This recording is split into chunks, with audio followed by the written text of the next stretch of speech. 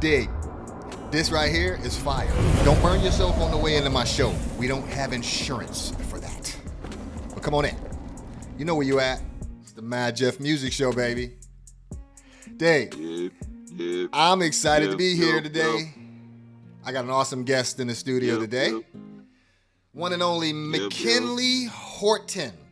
But before we give him his love, let's get mine. I'm Jeff Taylor.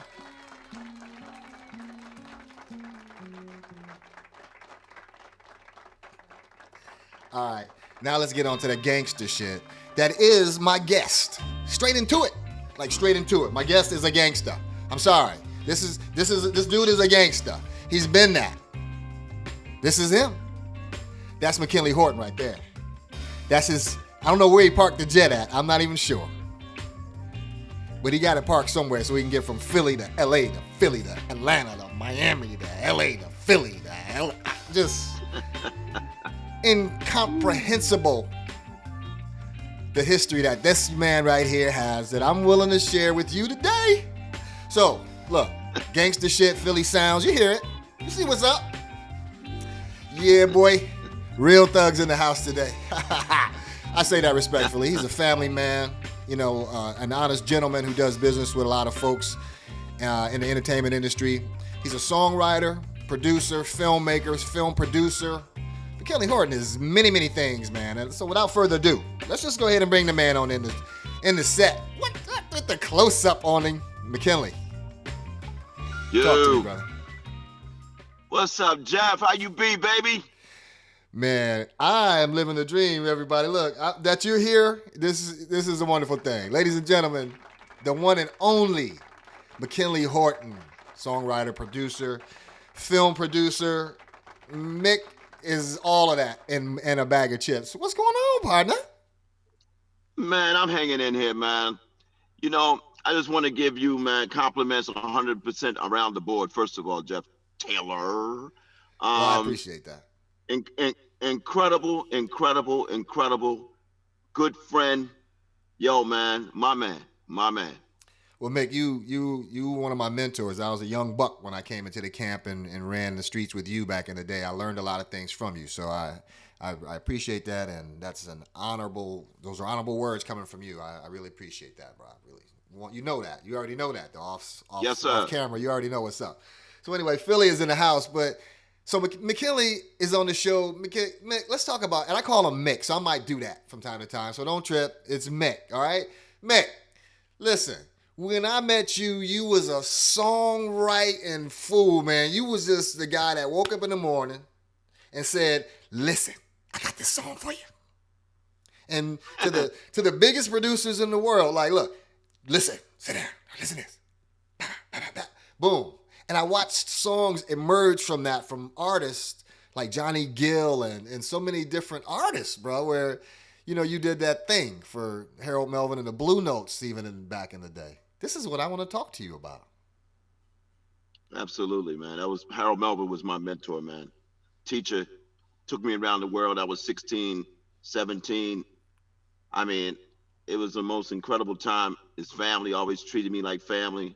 We lost a loved one named Trudy Melvin last year, which is the anniversary this year.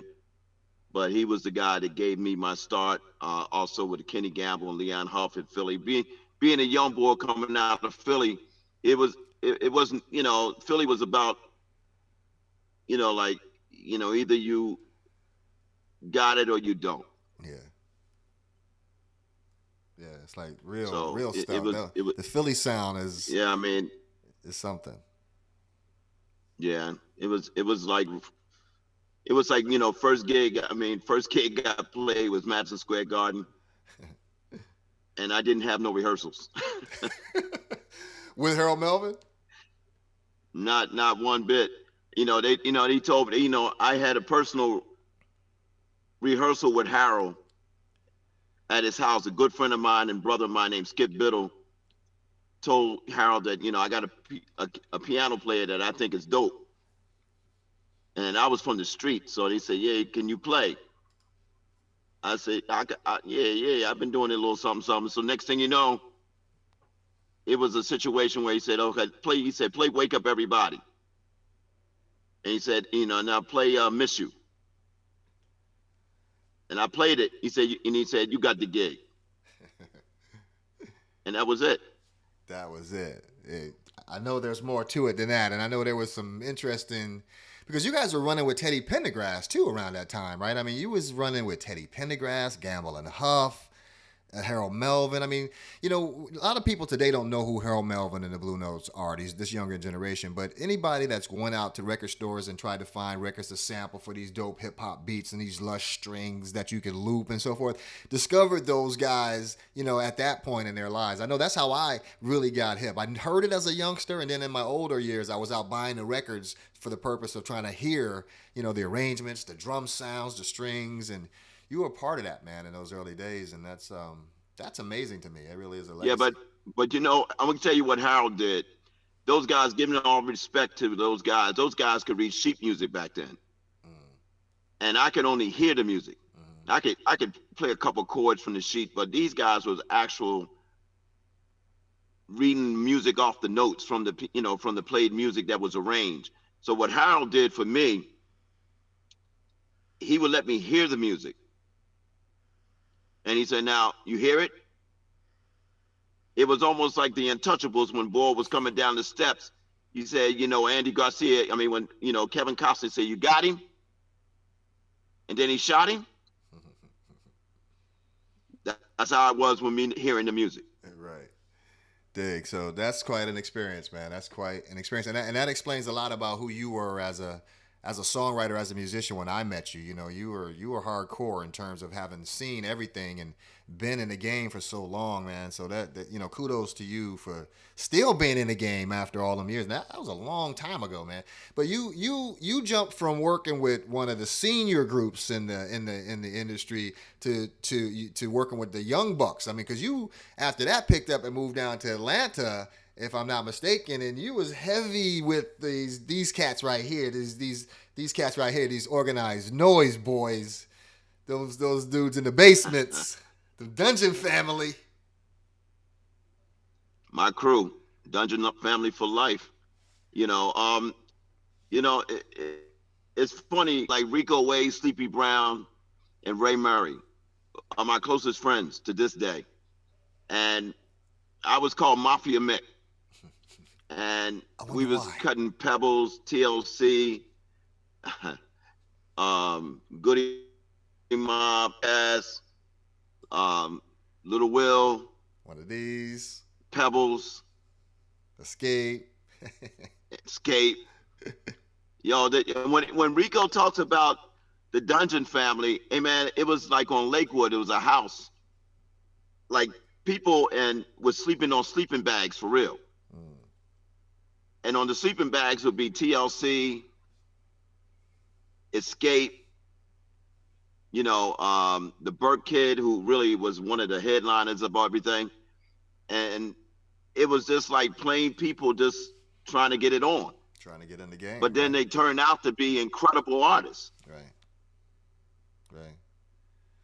So folks just trying to get in the game, and the Dungeon Family made that available to a lot of people. Just come and hang out, party, but get serious about this music because we going places with this. And obviously they did. And those guys are still doing major things. Incredible things. I mean, no one respected the South.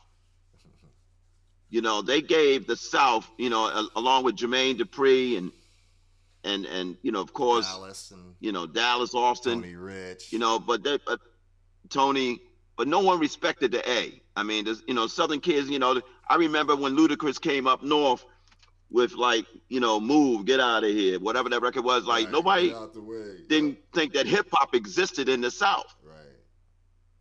It was there, bro. It was there.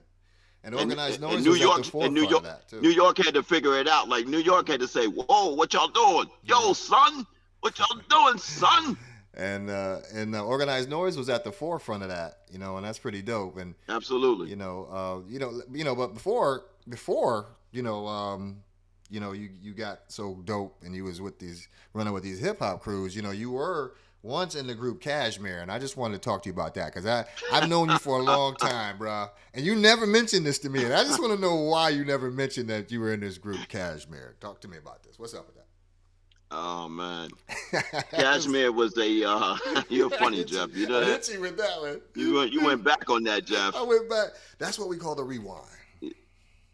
Yeah, Jeffy, that was something. Hey, watch out. Whenever you call me Jeffy, you gotta watch out. You start ducking everybody. You about to throw a chair. Hey, man, look. Hey, Mick, Yeah. remember that a couple years ago, me and Mick went out in L.A. We were hanging out in L.A. And I remember we Oh were my bumming God. around the beach or whatever. And I was at a hotel. I went and got dressed up and we were going to go out. And Mick said, don't worry about it, man. It's all good. Don't worry about it. I said, but I want to get a little fresh or whatever. We pull up to the club. I was like, Mick, they're never going to let you in with what you're wearing. Mick popped that truck up. Boy, was like, popped that orange shirt on. And I ain't never seen wrinkles jump off his shirt so fast. What? I said, what kind of shirt Yo, is this? Man, you straight Hollywood, man. You be meeting to meeting, studio to studio to film lot. Bruh, what a life, man. What a life. hey man, somebody got to live it, Jeff. Somebody got to live it. Well, speaking of which, man, let's talk about some of the stuff you got going on out there. I mean, besides, how you know me. I mean, we go way back, man. Here's a picture of us way back when we was working on I think we was doing the Of Age album in my house, me, you, and Kurt. Remember those days? Yeah, yeah, yeah, Boy. yeah, yeah, yeah. Yes, sir. We was young as all Hey, get out. But yeah, back in the day, man, man, that's how we was getting down. So we it was enjoyable. It was interesting times, man. Interesting times. But absolutely, but since then, absolutely. you moved to Los Angeles. You live out in California, right? You work well. Yes, You're sir. bi-coastal. You're both, man. Because every time I talk to you, you're either in Philly or LA. I never know where you're gonna be. I'm a Philly kid for life. I know. I know. You know what I You want to know talk to you that. about, man, is what You you've know been that. working on in Philly. Why were you in Philly? You were working on what, man? What were you doing up in Philly? I already know. I think you was working on Well, I this. got, You was working on this Growfellas yeah, movie up there, huh? yeah, absolutely. These are some of my dearest friends from the Italian descent. My, partners I've been knowing for 35 years. Helped me when I was doing Gotta Get You Home Tonight. Made my life much easier. And we've been partners for years. And, Awesome. Philip Pasci, Nikki Rings. We got a movie called Growfellas about, true story, about how guys took over the marijuana business in Philadelphia and basically took it to another level. Even before dispensaries and, as we call, cannabis has provoked itself into the big time of life, they were already doing it. And I thought the story was interesting because Philip, the way he could, make the business work, 120 houses of, a different type of weed being grown in homes. Right. And the feds then, from that point, locked them down and, made it kind of rough on them, tried to give them a RICO act. But they were so stupid that they didn't understand that they wasn't trying to be the RICO guys. They was independent. Right. So I said, well, instead of worrying about 25 years, let's do it, a movie. There you go. This is awesome, man. I'm looking forward to it. I know I know you've been hustling. You've been putting it together. You've been working on it for a minute and trying to get everything lined up. And I know we were supposed to do the show here last week, and I know you were out there shooting some scenes. And I talked to you earlier in the day, and I knew it was hectic. So I had no ill will or ill thoughts about that. I said, this dude, I know exactly what's happening. There's somebody saying action, and he's in deep trying to make this thing happen. And I respect that, man, without question. Hey, man, look. So what's the third shift? Can you talk to me a little bit about the third shift? Because I've been hearing about this third shift, and I need to know more. You the guy to talk to, they tell me. Well, basically, third shift was about an incredible experience that I had with a lady by the name of Lashana Antoinette Spann. And I met this lady, during a time of my life where things were a little, difficult and changing. My mother was passing, basically dying. And I was at a bad space in my life too, And one day I was down South Street somewhere or 3rd Street, and I met this lady, and she told me her life story and gave me the ups and downs of how life had been difficult in different ways. And I said, I think, this deserves more than just a conversation. I said, this, deserves more than just abbreviation. So I said, let's do a book and let's call it Third Shift, because it was about the events of people and how they go through different times in their lives. In the beginning, you're getting on a tricycle or your walker. Your walker. Then you get to your tricycle, then your bicycle. Then lo and behold, you're in a car. Well, we have accidents. These accidents came in her life tremendously. But she went through these things without a father. She went through these things without the support that she needed. And I heard the story and the pain in her voice. So I said, you know what? The whole world going to know about you.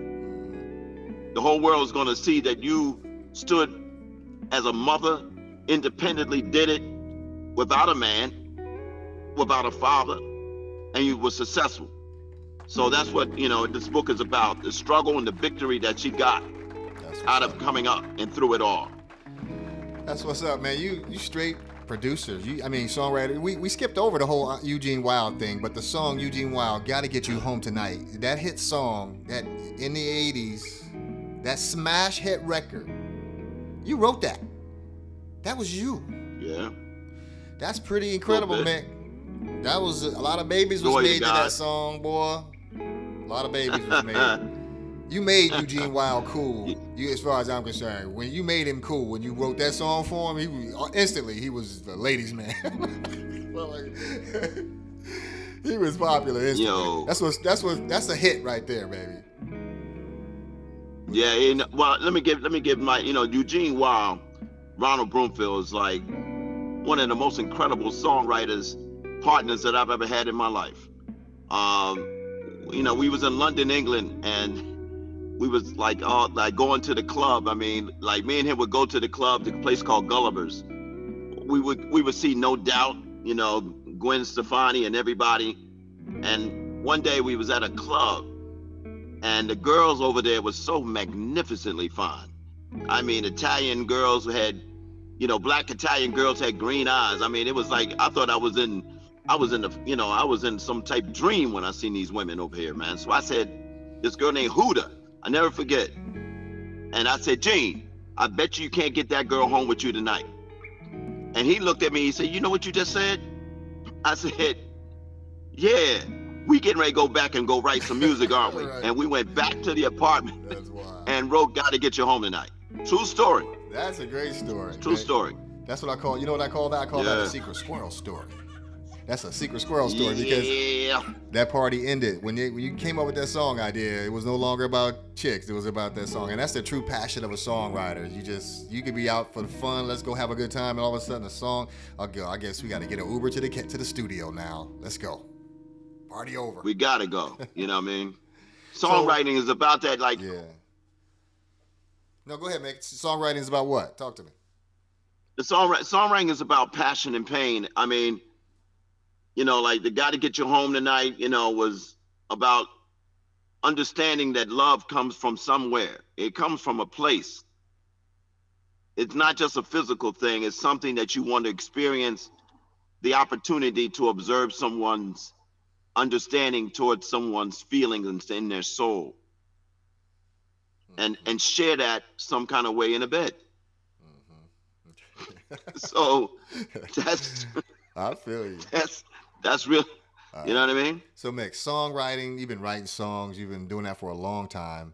And you've been I've seen you, I've worked with you in the studio on just seen you do amazing things, just write some really great songs. And I know your process is real simple, but it allows a lot of open-endedness so that other producers can get involved and it can really become something amazing. And I've seen how that process works for you, and kudos to you for that, man. But I'm kind of impressed because I want to be a filmmaker like you someday when I grow up. So I'm kind of impressed with this whole filmmaking thing you got going on, man. And talk to me about this, man, because now I got this Ghost Dancers thing is on my radar. I'm hearing about this. What's going on with this? There was a guy in the 1920s named Buddy Bradley. And we're talking today about diversity where, people of color don't get the credit they deserve. And Buddy Bradley was such an incredible talent. He came to New York as a dancer. And it was a kid that could tap, he could dance like Fred Astaire, he could dance like the Nicholas brothers, but he was just empathy toward dance. And basically, he taught Fred Astaire, he taught Adele Astaire, he taught Cagney, he taught everybody, but they never put his names in the lights. And next thing you know, it was a situation that he had a love affair with the mayor's wife of New York named Betty Compton.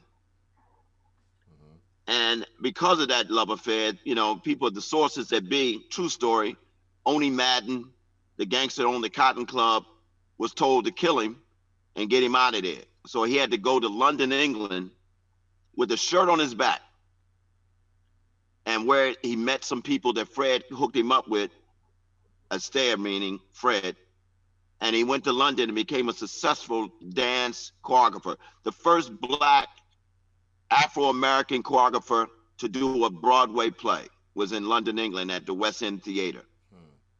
So we're doing a movie called Ghost Dancer about his times in this world. Interesting. And to take you all the way back, you're also doing something with Harold Melvin. You've got something in the works with the Harold Melvin story as well. Tell me about that gangsta-ness. Yeah. Well, Mrs. Melvin, first of all, Mrs. Ovilia Melvin is my partner, and she's been like a second mom to me, which is like a real mom. And it was like a story about what Harold did for Philadelphia. You know, Kenny Gamble, Leon Huff, all, greatness of what they did, but Harold Melvin, discovering Teddy Pendergrass, he could make a blue note out of you and me. He was such an incredible guy and talented. Frank Sinatra, people like that called him the entertainer's entertainer. Gave up, kudos to the point that, not only did he do that, but he was working the clubs without records. Most people, today can't do anything without having something somewhere on Apple, Spotify, having a record so everybody can be popular. Right. But Harold, they were so good at what they did. The gangsters in Miami loved them, just to say the least. And he was in Vegas without an act. And then, lo and behold, he discovers Teddy Pendergrass off the drums, puts him in front. And now Theodore Pendergrass from that particular movement that he had. That's so, the invent of what he did was never covered the right way. Right. So I determined myself and Bob Lott and Mrs. Melvin, we determined that we're going to work with Warner Brothers and work with this, Kenny Gamble to be able to bring this story to come true again. Absolutely. So this is a long overdue project. Nice. Long overdue. Nice. Now you're also affiliated with or friends with the late Penny Marshall. I know that. And how was that you were involved with Penny? How were you involved with her, Mick? Well, in Hollywood, people they don't give the brothers in diversity the opportunity. Penny was always had her door open, especially for people of color. And I told her about Ghost Dancer, and I brought Chris Brown to the house a while back and to tell him that, basically tell her that Chris would be the perfect to play Buddy Bradley. And Penny opened her door, got WME involved in it, Micro Head, Charles King right now, he knew about the project. So she opened the door to Hollywood with Ghost Dancer. And when she passed from cancer, that's the only reason why she's not directing this film today. I understand. That's incredible, man. And I loved her, man. She was one of my favorites from the Laverne and Shirley show is how I first came across her back in the day. So, hey, man, but the cycle, I want to talk to you about the cycle that is life, man, because you sent me a picture, bro. And when you sent me this picture, I said, I'm looking at the picture and I'm going, wait a minute. It took me a minute to realize that the picture wasn't actually you at all. But it was your young son, Mr. Isaiah. Yeah. The king. Yeah. King. What's absolutely. Up? Man. Split image, man. Yo, that kid right there is like, he's my Michael Corleone, man. He's my Michael Corleone. He's got so much talent that, it's just like he did a movie called Strive with Danny Glover. He's working right now with his group called the Flamingos that they have, guys out of New York. But he's got his own career coming off. That is like, I think these new kids out of Philly that Justin Bieber is about to sign, producers just finished recording him up in Philadelphia. Bernard Parker is handling him right now. Incredible business individual, and they're working together back and forth in New York, and it's been such an incredible moment to see his life go into this way of life. I mean, he's been doing this for a minute. He's humble. He loves the Lord, thou God, and I'm very proud. I mean, I have other children. Don't get me wrong, right? And I'm not using him as a favorite, but he's my baby boy, and I'm just insanely happy for him, because I know what he had to go through as a musician and a rapper and an entertainer. I'm proud of him too. So, and I've been watching him from the parallel. I've seen the hustle that he displays is very similar to somebody else I know. He seems to have that Horton hustle. He got that Horton hustle, which is necessary. Yeah, he got to have that Horton hustle. You better believe that one. Right? But it come from my father. Yes. So, yeah, you got to come from the muscle to get the hustle. You know what I mean? So listen, man, you have an agency, you have some foundations and things that you're involved with, Approaching Life Under the Bridge. What's up with that? Well, living in LA, you see more homelessness than you see fleas on a dog. Man. You hear me? Yeah, sure. Like I could not believe the homelessness in Los Angeles, and just being the ninth greatest investment pool of money in Los Angeles, they haven't tackled the problem. Right. So I said, we need to do a telethon for the homeless, for the mental ill. And, it starts with one person at a time. So Approaching Life Under the Bridge is like, when you go in LA, you'll go under bridges and you'll see tents. I mean, literally look like a third world nation. In the ninth largest economy in the world, it stays right here in Los Angeles. Okay? Right here. And something has to be done about it. And that's what this is. That's my cross to bear right there, bro. We like this, man. I like that side of you, man. That side of you is awesome, bro. Keep it up, man. I mean, I think that if you, with the Horton hustle, if you apply that Horton hustle, I think you can get people on the same page as you in that effort to kind of, put an end to some of that homelessness, man. It really needs to happen, bro. And somebody needs to take charge. So I'm glad you're speaking up on that, bro. It's an awesome thing. Hey, man, it's so good to talk to you. I got partners. No, listen, I want to give my partners a shout. James Shapiro, Philip Pasci, Sean Porter. This is not just about me. It's about guys. A village raises, you need a village to raise people. And without great people like yourself, come on, man. Let's, wear that clap for you, baby, because that's, gang. You hear me? Yeah.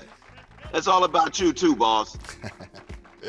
I appreciate it. And the Jimmy Jam and Terry Lewis years. Yes, sir. Let's not forget the Jimmy Jam and Terry Lewis years, baby. Without question. I mean, this is what this is about. This show is without directly appearing to ride on the coattails of our former boss. You and I know that we had a relationship with Jam and Lewis that was deeper than not most anybody on the planet. But we worked all night in the studio and got up and went and played basketball in the morning before we came back again in the afternoon to do some more. And we did some damage, man, in those days. And, And you had a hell of a jump shot, too, man, New York kid. No, son. You always had that.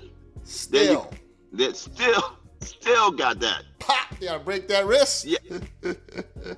Yo. And, I'm like the Rick Mahorn kid. You can't come up the middle, though. I know, Mick. You can't no shot. come up the middle. You ain't have no shot, but nobody was going down that lane. No, that's bullshit, Jeff. Nobody was going down that lane, though. Like, no, don't. Who's guarding you? McKinley's guarding you? No, you ain't going down the lane.